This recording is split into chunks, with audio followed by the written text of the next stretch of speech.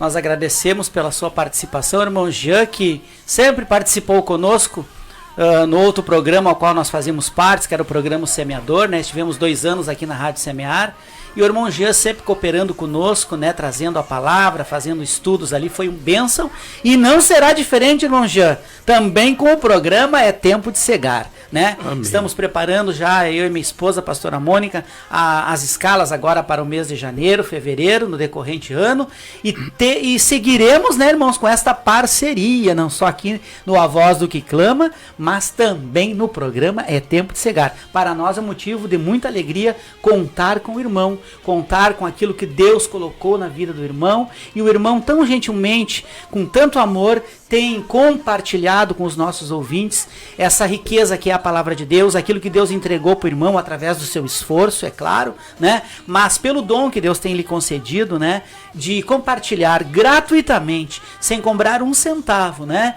E isso é importante num tempo que nós estamos vivendo, em que muitos fazem do evangelho uma profissão, uma maneira de ganhar alguma coisa, né?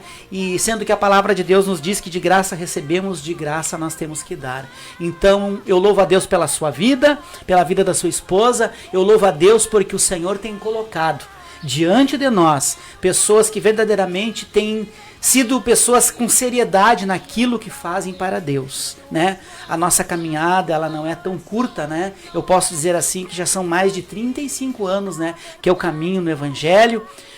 Como todos nós somos falhos, somos seres humanos que somos, né? Altos e baixos, mas pelo tempo que nós temos juntamente com a minha esposa, temos vivenciado muitas experiências. E uma grata experiência para nós, com alegria, é ter os irmãos, né? Juntamente conosco, no sentido sincero da palavra que eu estou falando aqui, né?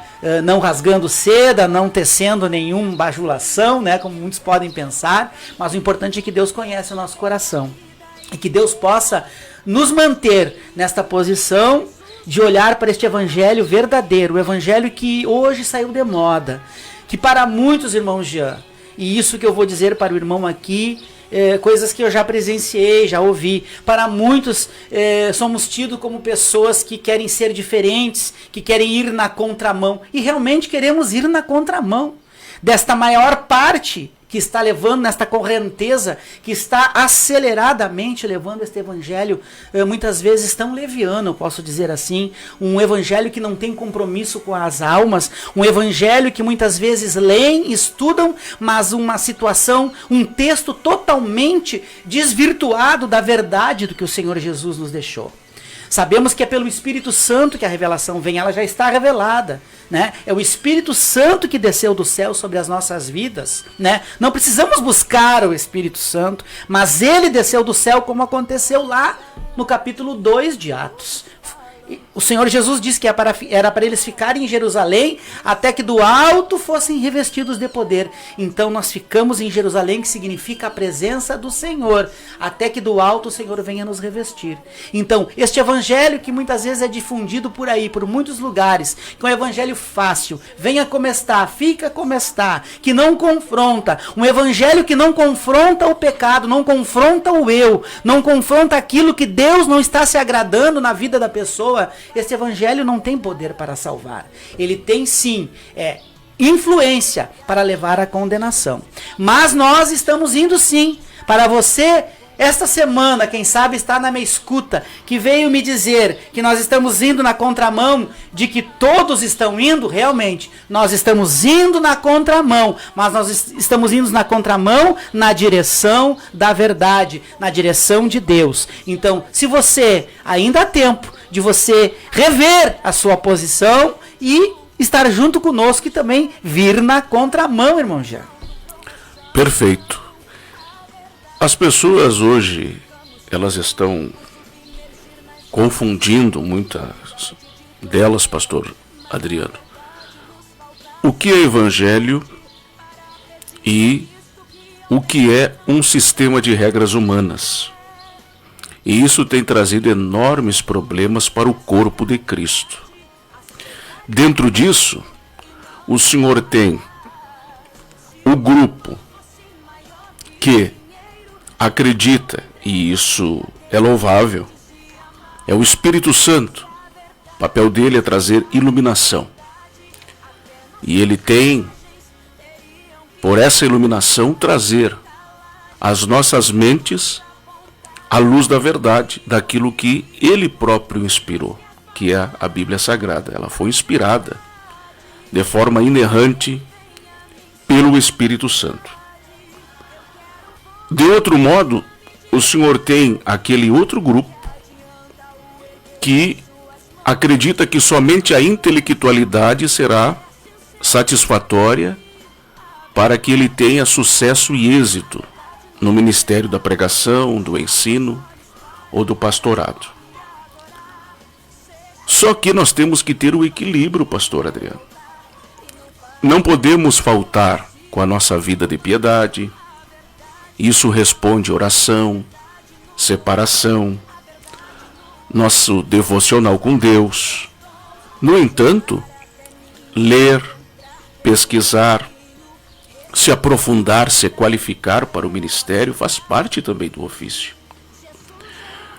Por isso que hoje nós estamos vendo nas plataformas digitais muitas pessoas ali tendo muitos grupos de seguidores. Porém, quando o Senhor vai fazer um filtro daquele conteúdo, do que está sendo dito, está muito distante das Escrituras.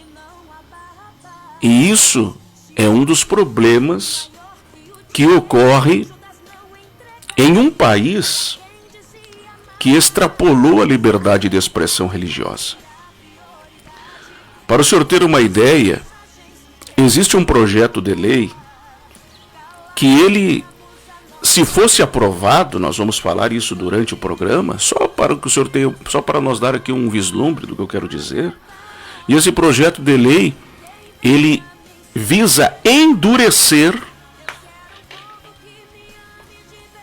os falsos curandeiros, as falsas promessas, os falsos milagres dentro da igreja.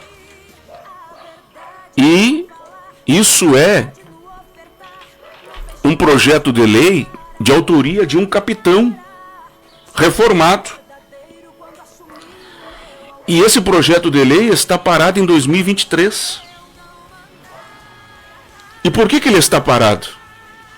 Porque a bancada evangélica, dos 513 deputados que lá existem, 234 são ligados diretamente à bancada evangélica, que é a maior representatividade de todos os segmentos em Brasília. E pasme o senhor que está me ouvindo. O que era para ser algo natural de combate a todas estas aberrações que nós estamos assistindo, principalmente desde que o mundo começou a ficar tecnológico, e a pandemia ela teve como resultado trazer a informação através das plataformas digitais. O que mais se vê hoje no YouTube, Facebook, Instagram, TikTok e demais plataformas, para você ter um exemplo, é uma propagação de bizarrices, é uma propagação de chocarrices. O apóstolo Paulo usa esse termo, e chocarrices ali é tudo que traz a ideia, pastor Adriano, de deboche, de sarcasmo. Não é isso que você está acompanhando? Até mesmo em programas radiofônicos nesta cidade de Uruguaiana, quanta bizarrice de superstição, misticismo, sincretismo. Por que fazem tudo isso? Porque a liberdade de expressão religiosa, como ela está apegada e atrelada ao artigo 5º da Constituição Federal do Brasil, e lá tem os seus parágrafos, seus incisos que protegem essa liberdade de expressão, então a única maneira de neutralizar tudo isso era um projeto de lei sendo aprovado automaticamente pela Câmara dos Deputados, depois aprovado pelo Senado e sancionado pelo presidente da República, que está em exercício, seja ele qual for. Agora, é natural que os opositores do Evangelho se levantem contra. Agora, o que é cômico, O que é incompreensível, pastor Adriano, é que a bancada evangélica que diz representar os interesses da igreja, e nós sempre estamos batendo aqui na tecla que não são os interesses da igreja que eles estão lá representando, porque se fosse o interesse da igreja, como que um projeto de um capitão que teve um coração sensato, ao perceber a malandragem, porque isso aí é malandragem, isso é bandidagem, isso é crime de estelionato, de charlatanismo, e ele foi lá e fez um projeto de lei. Ou seja, qualquer coisa que seja dita dentro de um âmbito religioso, que não tem amparo nas escrituras, precisa ser investigado pelo Ministério Público Federal, principalmente. Só que daí se reuniram, a bancada evangélica, e vetou o projeto, usando da falácia de que se esse projeto fosse aprovado, iria afetar a liberdade de expressão, mas não vai afetar de forma nenhuma. Vai trazer equilíbrio, porque toda liberdade de expressão, ela tem que ter equilíbrio e ela sempre tem que estar baseada nos princípios basilares daquilo que é correto, daquilo que o curso daquilo vai chegar na verdade. Então é por isso que você continua assistindo em Uruguaiana, em igrejas locais, em muitos lugares pelo Brasil, estas bizarrices. Agora, por exemplo, teve um camarada que, por se auto-intitular apóstolo, eu quero dizer para você que, à luz da Bíblia, eu não tenho problema nenhum aqui, porque o nosso negócio é pregar Bíblia e teologia. Alguém vai dizer assim, ó, são visões diferentes. Não, não existem visões diferentes. Ou é evangelho ou é mentira, irmãos. Não caia nessa falácia, porque isso aí é fazer jogo político. O evangelho não tem jogo político. Ou é evangelho, é Bíblia, ou é mentira. Só existe uma visão, que é a visão do evangelho. O resto é tudo distorção da verdade. Então, por exemplo, esse suposto apóstolo, e para ser apóstolo à luz do Novo Testamento, isso não é o irmão Gia que fala, isso é a própria Bíblia. Você precisa de 2 requisitos. Ou você precisa ter sido testemunha ocular e ter andado com Jesus, ter sido discipulado por ele por 3 anos e meio, ou você ter presenciado ali a obra de Jesus. Agora você vai se lembrar por que o apóstolo Paulo, na maioria de suas cartas, ele vai defender o seu apostolado. Isso aqui, irmãos, é fazer apologética. O que é apologética? É você saber defender aquilo que você acredita. Tem muita gente que prega e não sabe sequer defender bíblica e teologicamente aquilo que fala. Por isso falam asneiras, que geram heresias e trazem enormes problemas doutrinários. E aí o ouvinte está achando que ele está recebendo pão do céu, quando ele está recebendo veneno do inferno, engodo de Satanás. Aí o apóstolo Paulo, pastor Adriano, vai dizer o seguinte: e eu, Paulo, servo do Senhor, pela misericórdia de Deus, apóstolo de Jesus Cristo. Por que ele está dizendo isso? Porque ele não andou fisicamente com Jesus.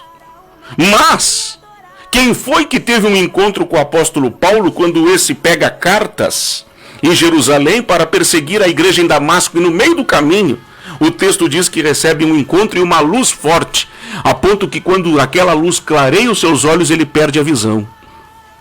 E o que é profundo ali é porque o homem que veio com cartas para prender a igreja é o homem que vai entrar preso agora, cego, algemado e agora totalmente à mercê da sorte. Mas aquilo era plano de Deus. A Bíblia vai dizer que após a sua conversão, ele é batizado, e ele é batizado num local ali que dá a entender que era um tanque, é onde ele é batizado. O Espírito Santo desce sobre ele, então ele recebe exatamente a profecia que estava sobre Atos capítulo de número 2. Ele não precisou buscar, né? Ele não precisou buscar, desceu sobre ele também a promessa do Espírito Santo, e após isso, ele vai ficar 3 anos no que se subentende dentro de uma história coerente, de contexto histórico, no deserto da Arábia, onde ele vai aprender com o próprio Senhor a respeito do verdadeiro evangelho. E onde que nós temos como base isso? É quando você abre a sua Bíblia, em 1 Coríntios capítulo de número 11, a partir do versículo 23, que ali fala sobre a parte apologética da ceia do Senhor. Como deve ser feita a ceia, de que maneira deve ser desenvolvida e como ela deve ser aplicada. E dentro dessa introdução ele vai dizer o seguinte: porque eu recebi do Senhor. Então, o ensinamento da ceia, Paulo não recebeu pelo apóstolo Pedro, pelo apóstolo Tiago, que eram os principais ali da igreja em Jerusalém. O apóstolo Tiago, por exemplo, era o presidente da igreja. Dar-se a entender quando você lê Atos dos Apóstolos, capítulo de número 15, quando ali acontece o primeiro concílio geral da igreja primitiva, onde algumas questões foram ali trazidas a público e toda a igreja, de forma congregacional, foi unânime em aceitar ou não. Porque havia uma diplomacia democrática dentro da igreja primitiva, todos eram importantes ali com suas opiniões e posições. Mas o apóstolo Paulo vai receber do próprio Senhor o ensinamento da ceia. Por isso que ele recebe então a chancela de ser considerado apóstolo, porque até então ele sofria resistência, pastor Adriano, Sim. por parte do próprio colegiado, porque o próprio colegiado colocou essa sanção. Para ser apóstolo tem que ter andado com o Senhor Jesus. Sim. E tem que ter sido discipulado. Ele não foi na carne discipulado pelo Senhor Jesus quando estava aqui na terra, mas ele foi discipulado pelo Cristo que ressuscitou. Glória a Deus. E esse Cristo que ressuscitou foi quem, através do Espírito Santo, discipulou o apóstolo Paulo no que se subentende naqueles, no mínimo, 3 anos lá no deserto da Arábia. E só para o seu conhecimento, o apóstolo Paulo deveria ter 25 para 26 anos quando ele tem o encontro com o Senhor em Damasco. Ele fica 3 anos, então ali é a teologia de Paulo. A teologia que Paulo aprende é direto da fonte, é direto da raiz. Cristo ressurreto. O próprio Cristo, o maior de todos, aquele pelo qual a teologia está fundada. Que a teologia ela está debruçada exatamente nos ensinos do Senhor Jesus. E aí o que ocorre? Ele fica dos 29 até os 40 anos aguardando ser levantado, para que então ele comece a sua obra de um apóstolo. Então veja que o treinamento do apóstolo Paulo, pelo que se imagina, começa com 26 anos, mas leva-se 14 anos de preparo. Ele já estava pregando, já estava ensinando, mas são 14 anos de preparo para que agora ele comece a exercer o seu ministério do apostolado. E esse ministério dura cerca de 30 anos. E vai acontecer a sua morte lá pelo ano 67 depois de Cristo, quando não existem registros na Bíblia, mas é dentro de uma tradição que ela também, é claro, ela pode estar certa ou errada, que ele é decapitado exatamente no tempo do imperador Nero. Isso é ser equilibrado. Isso é tentar mostrar para você o pano de fundo do que acontecia. Né? Mas então, só para resolver essa questão, esse falso apóstolo do Brasil, que é dono de muitas empresas e é dono de mais ou menos 100 mil cabeças de gado, e tem 10 fazendas enormes ligadas a ele, algumas aqui no Mato Grosso do Sul. Sabe o que ele pediu agora? Usando todas as mídias sociais, plataformas digitais, ele pediu que 30 mil pessoas, cada uma delas, desse uma oferta de R$153. Aí você vai fazer um cálculo, isso dá quase 50 milhões de reais. E por que ele está fazendo isso? Porque não existe um projeto de lei que o prenda. Porque a liberdade de expressão, hoje no Brasil, a liberdade de expressão religiosa que o irmão G está dizendo, ela na verdade dá cobertura para os falsos profetas, para os falsos pastores, para os falsos apóstolos, para os falsos obreiros e, consequentemente, para o falso evangelho, que é o engodo de Satanás. Se nós tivéssemos hoje, de fato, uma república que respeita a Constituição, que é a Bíblia, porque você não pode esquecer que uma vez que você é cristão, 2 constituições elas estão trabalhando a seu favor. Você tem a Constituição Federal do Brasil, que está sendo elaborada lá em 1988, naquele grande marco da democracia brasileira, mas você tem uma Constituição que ela é eterna, ela é espiritual e soprada por Deus, que é a Bíblia Sagrada. Agora, é só você fazer um paralelo, é só você aprender e você raciocinar com o programa Voz do que Clama, porque essa é a nossa ideia, trazer para você conhecimento e sabedoria. Se a Constituição espiritual diz que isso é falso, é evangelho. Se a Constituição espiritual, que é a Bíblia Sagrada, as Escrituras de Deus, está dizendo que isso não é verdadeiro, então nós já entendemos que isso não é verdadeiro, que isso é falso, e que isso precisa ser criminalizado e denunciado. Isso precisa ser exposto. Isso precisa chegar às autoridades. Mas por que as autoridades competentes, como o Ministério Público Federal, Polícia Federal, Receita Federal, até mesmo a própria Polícia Civil, dependendo ali, ela tem também uma certa autonomia, não podem fazer mais e ficam de mãos atadas?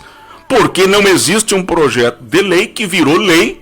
Aí sim, quando vira lei, ela começa a se tornar uma regra federal. Que precisa ser cumprida. E ela precisa ser cumprida, e aí ela vai descendo do nível federal e estadual, porque chega na Assembleia Legislativa lá de Porto Alegre, e também o governo do estado deve respeitar a lei que vem de Brasília, e consequentemente essa lei que chega lá nas assembleias legislativas que representam os governos estaduais e também os deputados estaduais, isso vai chegar nas câmaras municipais através dos vereadores. Mas o que está acontecendo? Como todo é um sistema aparelhado, e é por isso que talvez o seu pastor não queira que você ouça o programa Voz do que Clama. Por isso talvez muitos que estão alienados a esse sistema de troca de favores se opõem a ouvir o programa. É porque hoje, dentro dessas instituições, que são políticas e de manobras humanas, não existem os sinceros que lá estão. Porque se houvessem pessoas políticas do nosso meio evangélico, nós já teríamos leis para prender esses camaradas. Então, o que nos resta? Alguém vai dizer, irmão Jean, o que resta então, irmão Jean? O que resta é nós continuarmos obedecendo o que diz a Bíblia Sagrada. Porque você tem que fazer esse paralelo. Nem toda lei que está na Constituição Federal do Brasil, ela tem aqui a aprovação da Bíblia. Agora, toda palavra, toda lei da Bíblia, que ela também está ali sendo, digamos, endossada pela Constituição, isso é louvável. Então, o que nós precisamos nos mobilizar? Precisamos fazer com que os representantes desse sistema religioso, que não tem nada a ver com uma igreja, eles tenham, no mínimo, caráter, e eles primeiro reconheçam que eles não estão representando os interesses do reino de Deus. Agora, se eles estão representando o interesse de Deus, então eles precisam urgentemente fazer aquilo que está na Bíblia. Hoje só existem duas pautas no meio do sistema que é para a alienação da religião. Qual que são as únicas duas pautas? É a questão da família, e aí o sistema religioso é unânime, com relação à questão do casamento, que ele deve ser heterossexual, e nós concordamos com isso. Porque a Constituição chamada Bíblia fala a respeito disso, da formação da família, a partir da união entre um homem e uma mulher. Só que o sistema religioso só fica nessa pauta. E ele ficou obsoleto, ele ficou parado no tempo. Aí, algumas pautas que são importantes, que também fazem parte do evangelho, como por exemplo, prender esses charlatões da fé, esses cafetões travestidos em nosso meio, mercenários. Esses mercenários, diz a irmã Mônica, são mercenários da fé. Aí eles não se movimentam, pastor Adriano. Verdade. Por quê? Defendem entre si. Defendem, conluio, né? Exatamente. Porque eu vou lhe dizer uma coisa. A matilha, como o irmão bem fala. É uma matilha. Porque o senhor veja, ao invés de se pregar para esses movimentos, digamos, LGBT, o senhor pode pregar antes o evangelho da graça. Aí o senhor prega o evangelho de Deus, o evangelho que salva, o evangelho que liberta, o evangelho que transforma a realidade deturpada de uma natureza decaída. Esse povo que é do movimento LGBT geralmente não teve acesso ao evangelho, não sabe o que é graça, não sabe o que é salvação pela graça, nunca ouviram falar do amor através de Jesus. Agora, falsos profetas, falsos pastores e companhia, estes já ouviram o evangelho. Então para esses não é evangelho da graça, para esses é juízo. É diferente. Isso é você fazer equilíbrio, de forma equilibrada, uma distinção da teologia. Um grupo nunca ouviu falar do amor de Deus. Como é que eu vou isentar de pregar esses o amor de Deus e chegar só em forma de juízo? Não, isso não é sábio.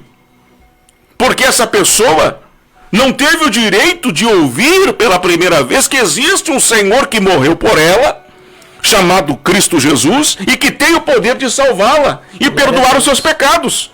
Agora, aqueles que de forma demasiada e obstinada, e aí as Escrituras falam sobre isso, estão fazendo cada vez mais artimanhas, estão se movimentando de forma escusa, mas voluntária, de forma arbitrária, de forma proposital, a fazer o mal, enganando as pessoas em nome de Deus, para esses não tem evangelho do amor, para esses é denúncia, é expor o que eles estão fazendo. E o apóstolo Paulo, e o próprio Senhor Jesus, e todo o esqueleto apologético do Novo Testamento, vai fortalecer essa ideia que você tem a liberdade, uma vez que você tem a autoridade máxima, que é a Bíblia Sagrada, de expor o evangelho falso, de expor as coisas erradas. Isso não é trazer escândalo, como alguém distorce o texto. E aí é que está a questão de você estudar, aí que está a questão de você orar e estudar. Aí quando você não sabe o que é uma hermenêutica, e alguém vai dizer, mas o que é isso, irmão Jean? Agora eu estou me referindo para quem prega a palavra, porque alguém que bate no peito em Uruguaiana e diz que é pregador e não sabe o que é fazer uma interpretação de texto, você precisa voltar à escola bíblica e comprar as revistinhas de escola dominical. Então você não pode se dizer que você é um pregador. Se você não sabe fazer uma exegese, se você não sabe fazer uma distinção dos textos inspirados e compreender que a Bíblia tem 3 línguas que ela foi escrita, a saber, hebraico, algumas partes e mínimas do Velho Testamento em aramaico e o restante e todo o Novo Testamento em grego, e aí você pega, por exemplo, uma passagem traduzida do grego para o português e você quer interpretar à luz do português, você não sabe o que é ser um pregador. Você não fez o seu dever de casa. Aí é que acontece o que? As heresias. Aí a pessoa que se esmerou em estudar os originais da Bíblia, ela é malquista. Por quê? Porque ela saiu da bolha. Ela já saiu da Matrix, ela foi estudar as fontes. Ela foi aprender com a língua materna. E, por exemplo, você está no Brasil, você fala português. Mas aí você quer aprender, aí você vai lá na Argentina, por exemplo, e você quer aprender como que os espanhóis tratam a língua. Mas se você nasceu no Brasil, o que eu quero dizer com isso? A Bíblia, ela pode ter sido traduzida no português. Mas se você não entender que tradução não tem nada a ver com os originais, você nunca vai chegar à conclusão do que significa aquele texto. Por isso que existem tantas asneiras sendo ditas. Alguém com uma habilidade de falar, porque tem uma boa memória de reter textos, passa a impressão que ela tem propriedade daquilo que ela está dizendo. Eu tenho ouvido, por exemplo, pessoas que estão negando a existência do diabo.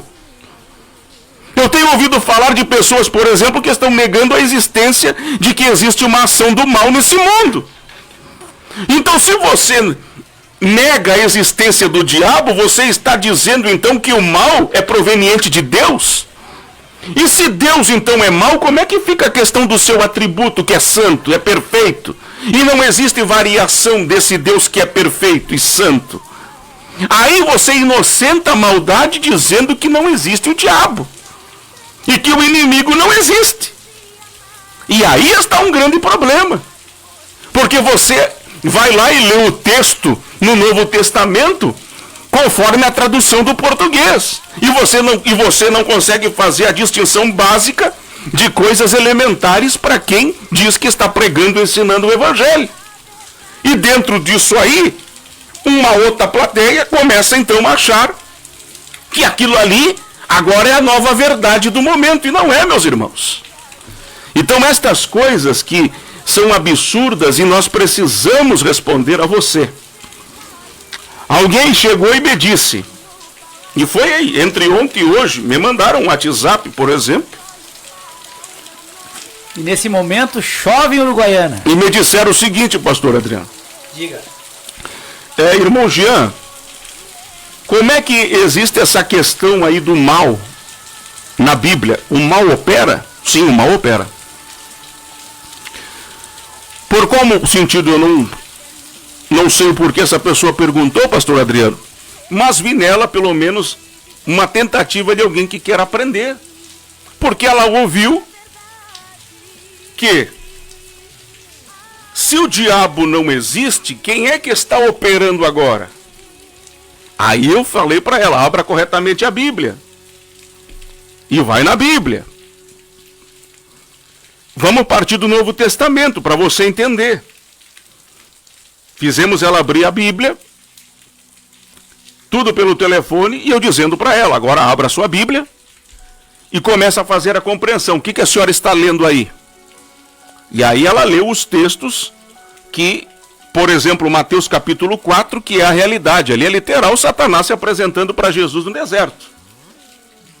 Mas aí ela me disse assim, não, mas irmão Jean, mas e como é que fica essa ideia do diabo e Satanás à luz do Novo Testamento? Eu falei, irmã, isso é tão simples. Isso é muito simples. São dois pronomes que trazem a ideia do mesmo personagem. A diferença é que diabo é uma tradução grega e Satanás é uma tradução no hebraico. Mas é a mesma figura. Portanto, não é que existe um diabo e um Satanás. Quem lhe falou isso não conhece Bíblia. O diabo vem da palavra diabolos, que traz a ideia de caluniador e acusador. Só que é diabolos no grego. E o Satanás é uma tradução do hebraico, mas é o mesmo personagem. Eu vou trazer um exemplo para a senhora. E agora vou falar aqui para a audiência. Por exemplo, o senhor prega o seu nome. O seu nome é Adriano. Então o senhor vai lá nos Estados Unidos, o senhor vai ser chamado de Adrian. O Wesley, por exemplo, se ele for... ele é Wesley Adriano do mesmo modo. Vão chamar ele de Wesley Adrian. Mas o Adrian do inglês é o mesmo Adriano em português. Se o irmão Jean, por exemplo, meu nome é Jean Carlos. Se eu vou ali na Itália, que é a derivação de Jean Carlos, eles vão me chamar de Giancarlo. Agora, esse Jean, se você vai na França, o Jean significa João. Então, o que eu quero dizer com isso, irmãos? E no inglês, Charles. Aí ficaria Jean Charles. Olha aí, o nome até de nobre. Então, o que eu quero dizer com isso? A figura existe, ou seja, o Jean Carlos. Só o que muda é a variação dos nomes por causa da linguística. Então, não é que existe um diabo e um Satanás. Não, é o mesmo. É o mesmo. É o mesmo. E ele existe, meus queridos ouvintes. Ele existe e opera. Ele existe e opera. O que nós precisamos entender à luz do Novo Testamento, e essa pessoa estava muito interessada nesse assunto, e ela me disse, irmão Jean, mas por que, então, o que Jesus foi fazer na cruz? O diabo não foi vencido? Irmãos, é claro que sim. Mas o diabo não foi destruído. O que acontece é que aí é que está o detalhe de compreender o grego. E aí muitas pessoas pegam isoladamente capítulo 2 de Hebreus, versículo 4. E aí é que está o problema. Porque agora o senhor pode ler para nós, Hebreus capítulo 2, versículo 4. Se pegar no português, vai dar a entender que ele está morto. Mas agora o irmão G vai ensinar para você a luz do grego. Aí é diferente. Aí você vai entender o que significa, porque senão a verdade, a heresia passa como verdade. E mesmo que o coração tenha boa intenção, toda heresia tem que ser completamente denunciada e exposta. E a verdade é que tem que prevalecer. Capítulo 4, verso... Capítulo 2 de Hebreus, versículo 4. Porque essa pessoa me citou esse texto para dar a entender que Satanás foi totalmente destruído, como sentido que ele não opera mais, ele está morto. Então vamos ler. Será que sim, irmãos? Aí você vai entender o seguinte, agora você vai aprender. Nós estamos ensinando a você agora o que é fazer crítica textual. Nós estamos lhe ensinando agora o que é você fazer uma verdadeira hermenêutica e compreender à luz do original o texto. Agora o senhor leia, por exemplo. Pode ler. Vamos ler então, Epístola aos Hebreus, capítulo 2, verso 4. Testificando também Deus com eles, por sinais e milagres e várias maravilhas e dons do Espírito Santo, distribuídos por sua vontade. E aqui ele faz uma pergunta, né? Sigo? Pode seguir, pastor. Porque não foi aos anjos que sujeitou o mundo futuro de que falamos, mas, em certo lugar, testificou alguém dizendo que é o homem para que dele te lembres, ou o filho do homem para que o visites. Tu o fizeste um pouco menor do que os anjos, de glória e de honra, e coroaste e o constituíste sobre as obras de tuas mãos. Todas as coisas lhe sujeitaste debaixo dos pés. Ora. O senhor está lendo Hebreus 12, 14? 2, 14? 2, 4, não, 2, 4. É 2, 14. Perdão.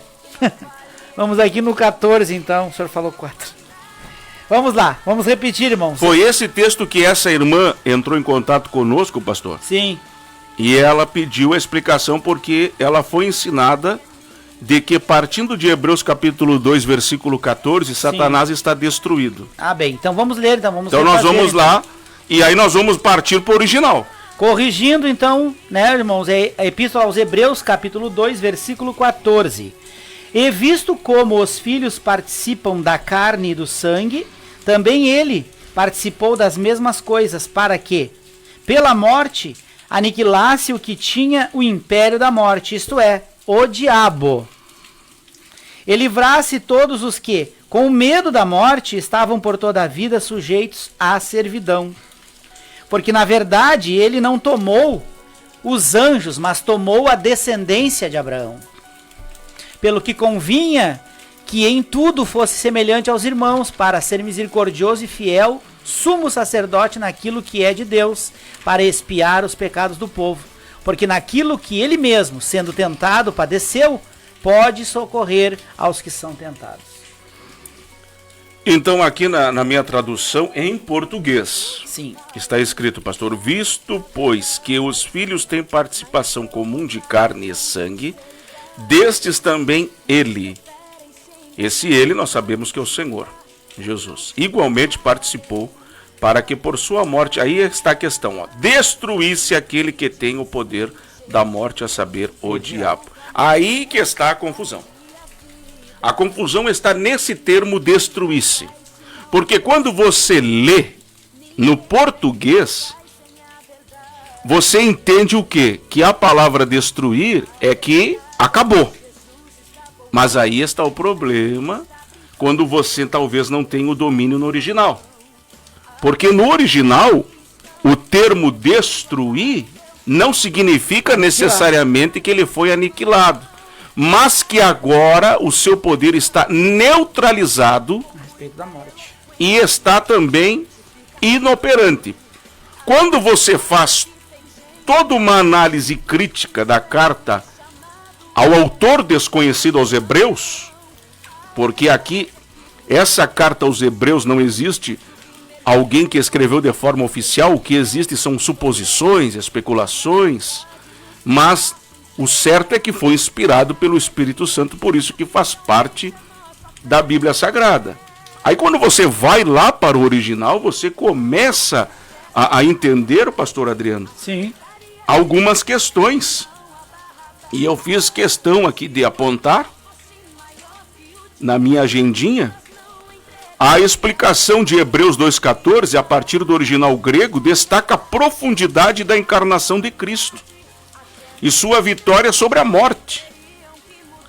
Então, por exemplo, carne e sangue. Quando o senhor lê o texto carne e sangue, no grego a ordem é invertida. Sangue e carne. E aí vem do grego que é raimatos kai sarkos. Vamos aprender a falar grego? E é bem simples. Raimatos kai sarkos. Kai sarkos.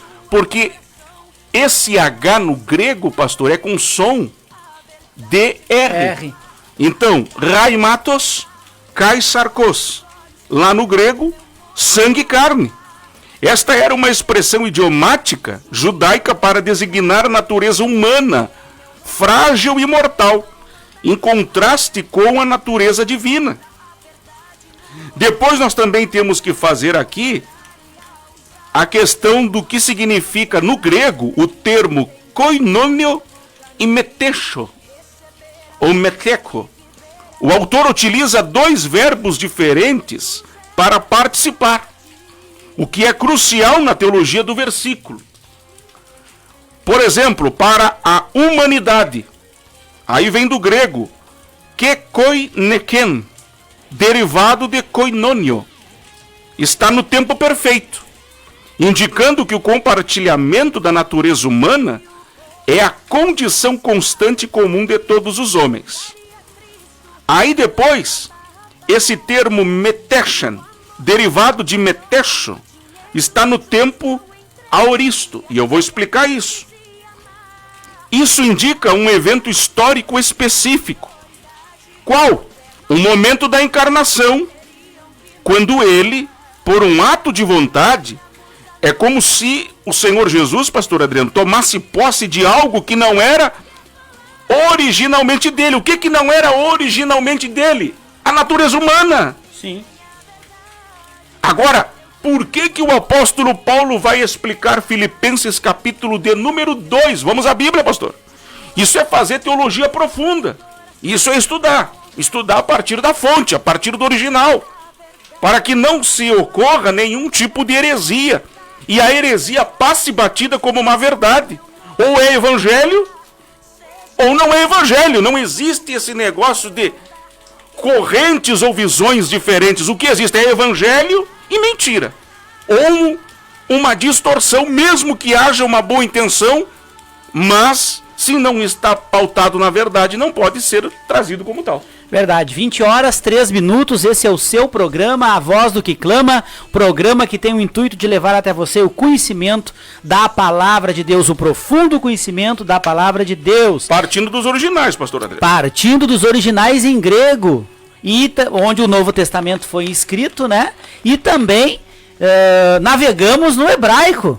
Glória a Deus. Aulas gratuitas, pastor, que se uma pessoa hoje for estudar separadamente grego e hebraico, ela vai pagar aí cerca de 8 a 10 mil reais para fazer, e aqui no programa Voz do que Clama é tudo de graça. A Rádio Semear ofertando até você, através do programa Voz do que Clama, conhecimento da palavra de Deus. Já já vamos entrar no assunto que é atualíssimo, né, irmão Jean? Mas vamos lá, carta de Paulo aos Filipenses, capítulo 2, verso... O senhor pode ler todo o capítulo... Todo o capítulo 2. Capítulo 2 dá para parar lá pelo versículo 8, mas leia os primeiros 8 versículos do capítulo 2 de Filipenses, porque é para trazer essa ideia do que originalmente não era de Jesus, baseado em Hebreus 2,14. Só para a audiência entender, pastor, porque eu sei que aqui tem obreiros que ouvem, pastores, pregadores e postulantes ao ministério da pregação. Se você não está preparado e fundamentado a pregar, primeiro você tem que estudar, se preparar.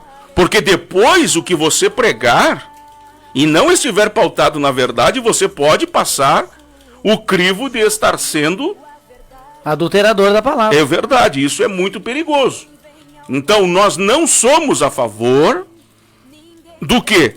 É claro que eu sei que toda pessoa tem que ter oportunidade. Agora, toda oportunidade sem discipulado, sem conhecimento bíblico, vai gerar problema. Então, independentemente da idade. Mas vamos pegar um exemplo rapidinho. O jovem se converteu, aí ele tem uma habilidade de boa comunicação lá, Wesley. Ah, o pastor olhou para ele, ele tem habilidade, bota para pregar. O rapaz vai lá, prega 10, 15 minutos e falou coisa com coisa e trouxe enormes problemas doutrinários para o corpo de Cristo, que é a igreja. Se tiver um mestre ali sentado, é obrigação do mestre chamar ele no final e dizer: vem aqui que nós vamos te ensinar, você errou nisso, nisso, nisso, e você a partir de hoje não assuma mais o púlpito sem que antes você esteja preparado teologicamente, biblicamente e intelectualmente para subir num púlpito. Por quê?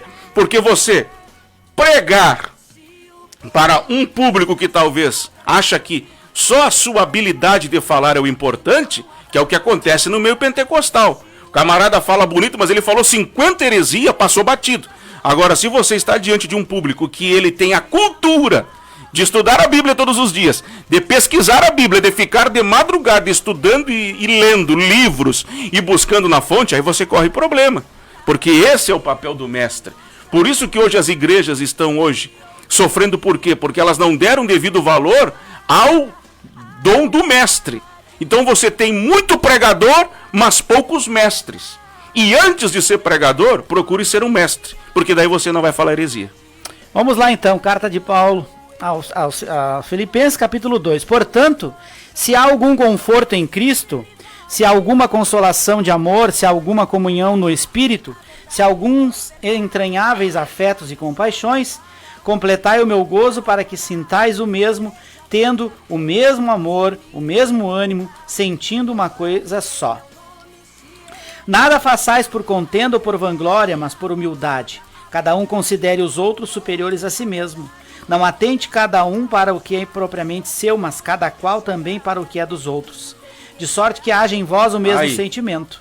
De forma pausada, por favor, pastor. De sorte que haja em vós o mesmo sentimento que houve também em Cristo Jesus, que, sendo em forma de Deus, não teve por usurpação ser igual a Deus, mas aniquilou-se a si mesmo, tomando a forma de servo e fazendo-se semelhante aos homens.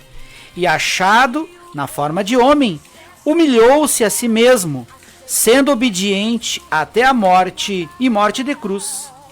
Pelo que também Deus o exaltou soberanamente. Ele deu um nome que é sobre todo o nome, para que ao nome de Jesus se dobre todo o joelho dos que estão nos céus e na terra e debaixo da terra, e toda língua confesse que Jesus Cristo é o Senhor, para a glória de Deus Pai. Vamos resolver o problema, pastor? Olha aí que aparece um termo também, que no português, aí é que está o detalhe.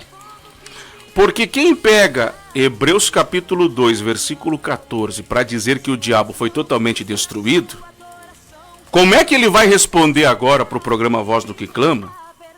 Baseado em Filipenses capítulo número 2, porque tem aí o termo que diz que Jesus foi aniquilado. Tá, e aí agora eu vou perguntar para você. Vamos lá. A si mesmo. Vamos lá, isso é raciocínio lógico, isso é fazer teologia. Isso é você aprender de forma equilibrada. Se você só partir do português, tanto os sinônimos destruir e aniquilar é o mesmo, correto? Sim. Pois é. Então, se a pessoa usa o capítulo 2 de Hebreus, versículo 14, para dizer que o diabo foi destruído, destruído mesmo, que ele não existe mais, então Jesus foi aniquilado e Jesus não ressuscitou. Porque o texto está dizendo na boca do apóstolo Paulo que ele foi aniquilado. Aniquilou-se. Olha o problema de você apenas pegar o texto e partir do português, e você que é pregador aí que está me ouvindo. Você que diz que é estudante da palavra, você que diz que está fazendo teologia. Hoje o grande problema desse pessoal é que estão fazendo teologia reconhecida pelo MEC. Eu sei o que eu estou dizendo. Tudo bom, querido irmão Laurence? Lá em Três Coroas, por exemplo, nós tivemos a oportunidade de dar algumas aulas para uma universidade reconhecida do MEC, e coisas básicas do evangelho, aquela instituição reconhecida do MEC não estava dando.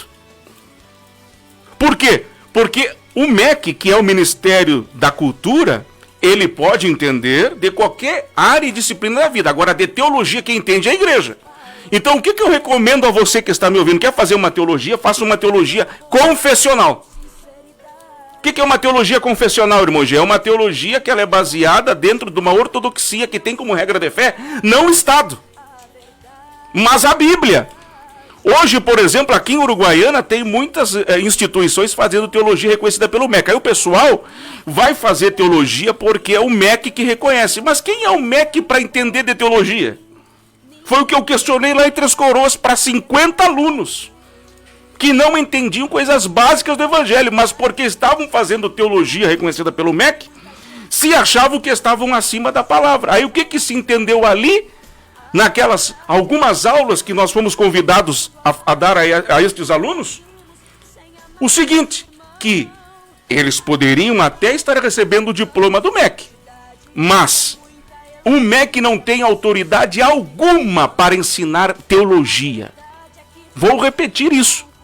O Ministério da Cultura, a única coisa que essas instituições ganham é porque ela vai dar para você um diploma reconhecido como MEC. Aí você pode dizer que você, tendo esse reconhecimento, você pode galgar concursos públicos, você pode, quem sabe, ser um professor amanhã ou depois de ensino religioso, que já está terminando no Brasil.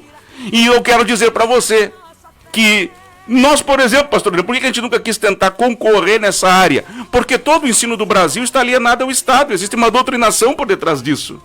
E quando você conhece o Evangelho, você conhece a verdadeira teologia, que é a Bíblia, você vai se submeter num regime que não é a Bíblia que será pautada, mas uma doutrinação ideológica que deturpa a verdade? Então por que a gente estuda teologia? Não é para ir lá ser um professor de uma rede de ensino e dar dinheiro. Não é para você ser lá um professor da escola pública, eu estou me referindo para quem faz teologia. Teologia é para você ensinar a verdade. Aí você vai, faz teologia reconhecida pelo MEC, vai lá e leva o seu currículo, apresenta para o diretor, diretor, eu sou formado em teologia, eu tenho meu bacharel em teologia, eu tenho algumas especializações, eu estou aqui, estou aqui porque eu gostaria de ter esta oportunidade para ser um professor. Aí sabe o que o diretor vai dizer? Não, é o seguinte, então o senhor sabe, a cartilha é essa. A cartilha não é que o senhor acredita pela Bíblia, a cartilha é o que vem do Estado. Então aí que está o problema, pastor Adriano. Aí, isso que nós estamos falando aqui, as faculdades reconhecidas pelo MEC não ensinam. Não interpretam desta maneira. Não. Não há interpretação. Todas as grades, toda a grade curricular, a gente só não pode falar o nome, mas todas as grades curriculares de teologia hoje reconhecida pelo MEC, elas são tendenciosas, elas são ideológicas, porque elas não partem de uma verdade, elas trazem na verdade a ideia do universalismo. Agora que eu vou entrar, aí quem diz que faz teologia vai entender o que eu estou dizendo aqui. Agora eu estou falando na linguagem de quem diz que é acadêmico. E quando a gente começa a falar na linguagem acadêmica, aí que o senhor vê cada vez mais o quanto essas universidades estão atrasadas, porque elas usam apenas a pauta que estão dando teologia, mas nem os termos acadêmicos e técnicos da teologia eles ensinam aos seus alunos, que amanhã ou depois serão futuros teólogos. E esses futuros teólogos que foram mal ensinados nessas instituições ligadas ao MEC serão os futuros teólogos do amanhã. Aí é que está o problema. Porque sendo futuros teólogos, serão postulantes a pastores, a obreiros e pregadores. Formatando-se, portanto, num resumo bem lógico, ao ecumenismo. Sim, ao ecumenismo, porque da onde que vem essa ideia, e eu vou explicar para o senhor, a gente vai falando e a gente vai aqui, o processador vai trazendo, né? Da onde que vem essa ideia que o diabo não existe mais? Isso é de uma corrente teológica chamada universalismo. Não confunda com a Igreja Universal, não tem nada a ver. Nós estamos falando universalismo. O que é isso? Universalismo é uma corrente filosófica dentro da teologia que ela acredita o seguinte: essa corrente filosófica teológica chamada universalismo, ela acredita, preste atenção no que o irmão Jesus está dizendo a você, isso aqui é aula profunda de teologia e Bíblia. Ela acredita, em primeiro lugar, que não existe inferno. Olha o problema, é isso aí que as instituições do MEC estão ensinando nas grades curriculares. Aí esse pessoal está fazendo teologia pelo MEC, lá pelo governo, que não acredita no inferno. Eu pergunto para você, biblicamente o inferno existe ou não? Aí, vamos tirar a variação, que alguém vai dizer assim, irmão Jean, mas o inferno é uma palavra latina, claro, porque o termo realmente no original é muito invisível. Mas aí nós temos que chegar que existem 4 escalas. Aí você vai ver que existe a palavra tártaro, que tem uma ideia. Você vai entender que existe abismo, que traz uma ideia. Você vai trazer Sheol, que é no hebraico sepultura, e você vai trazer também a ideia do Hades. Não é mesmo? Então, mas para você entender esse lugar horrível de pessoas que foram reprovadas e que não receberam a graça de Deus para serem salvas e inocentadas dos seus atos pecaminosos, de forma cultural, se ensina que o inferno não existe dentro dessas correntes teológicas de muitas instituições ligadas ao MEC. Só que eu quero dizer para você que o inferno existe e ele é real. E ele começa a partir do momento de uma vida que está longe de Deus. Guarde isso. O inferno não vai começar na eternidade. O inferno está começando agora, se você está longe de Deus. E esse estar longe de Deus não é estar fora do templo, do prédio material. Aquilo ali não é... Naquilo ali não traz a ideia majoritária do evangelho. Eu estou dizendo, se você, no seu coração, você sabe que você está distante de Deus, está ausente de Deus. Tem gente dentro do prédio, longe de Deus. Tem gente dentro do prédio em pecado. Tem gente dentro da religião disfarçada e maquiada do evangelho que está com a sua vida em perdição eterna. Então, o inferno começa a partir do momento que você se divorciou da santidade de Deus. Então, o que vai essa corrente universalista aí? Vai dizer que, em primeiro lugar, pastor, o inferno, ele não existe, e nós estamos dizendo a você que, biblicamente, o inferno existe. E aí existem 4 nomenclaturas no original, tanto no hebraico quanto no grego, que vão falar sobre esse mundo invisível, esse mundo inferior. Segundo lugar, o que eles ensinam? Que todos no final serão salvos. Olha a aberração. Aí, preste atenção no link que o irmão Jean está dizendo a você. Preste atenção, porque isso vai desaguar em Hebreus capítulo 2, versículo 14, do que nós estamos lendo da dúvida dessa irmã. E essa irmã disse assim, irmão Jean, eu quero fazer teologia reconhecida pelo MEC. Eu falei, a senhora tome cuidado, vai, mas vai devagar. Se a senhora quer fazer para concorrer concursos públicos, se a senhora acha que a teologia ensinada pelo MEC vai lhe transformar numa pessoa com formação teológica saudável, a senhora está enganada. A senhora está enganada. Mas tome cuidado. Mas enfim, nós estamos tentando dar uma mentoria, pastor. Amém. Aconselhar. Amém. Não estou aqui desmerecendo, mas nós estamos falando a verdade. Eu sei o que eu estou dizendo. Irmão Gia fala por experiência própria, irmãos. Nós não estamos da noite para o dia aqui. Nós temos algumas questões. A gente não fala por vaidade, a gente não precisa falar isso. Mas o irmão Gia fala com propriedade. Eu sei o que eu estou dizendo a você. A gente não precisa vir aqui no rádio e trazer diplomas e canudos, porque não é essa a ideia. Isso aqui não serve para absolutamente nada. Absolutamente nada. O que a gente aprendeu ao longo desse tempo é como eu sempre digo. Se for para apenas apresentar diplomas e canudos e não ter uma vida com Deus, não serve para nada. Agora, se você vai buscar se qualificar, procure instituições sérias e equilibradas. Então existem hoje seminários teológicos que talvez não sejam reconhecidos pelo MEC, mas que têm uma qualidade muito superior, por exemplo, àquelas que são pelo MEC. Então é só isso que eu estou dizendo a você. Agora, se você for fazer pelo MEC, se você tiver com alguma dúvida, pode perguntar para o irmão Jean, para o pastor Adriano, ligue para o programa Voz do que Clama, que nós vamos recomendar a você qual delas que você pode fazer e aquelas que você tem que tomar cuidado. Então, só para finalizar, pastor, outra ideia dessa corrente aí é que o diabo será salvo.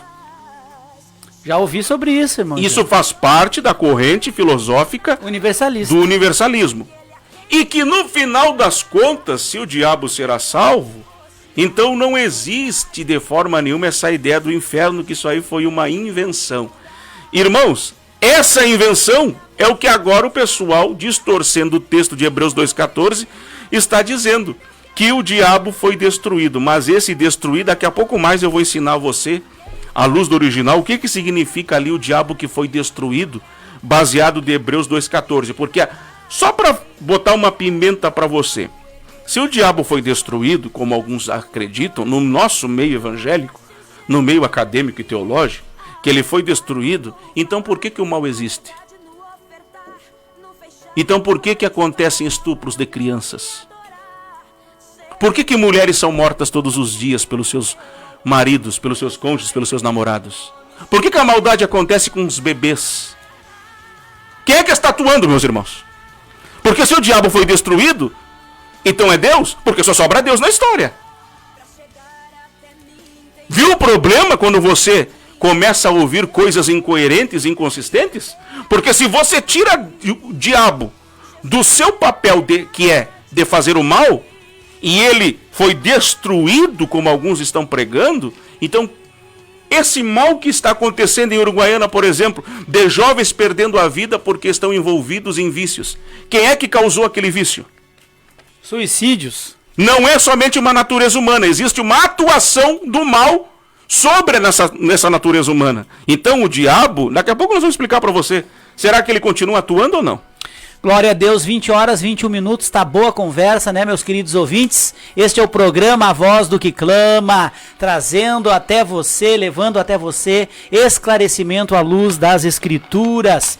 Louvado seja Deus. Mas o programa A Voz do que Clama, até porque, né, irmão Jean, sim, Jesus se manifestou para desfazer as obras do diabo. É o que está na Bíblia.